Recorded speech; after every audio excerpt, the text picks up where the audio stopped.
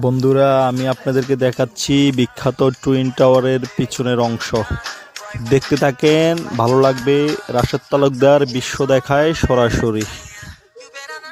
এখন অনেক বৃষ্টি হচ্ছে, বৃষ্টির জন্য দেখেন সবাই কেউ তেমন বের হতে পারতেছে না, সামনে যাওয়া সম্ভব না বৃষ্টির কারণে, অনেক বৃষ্টি।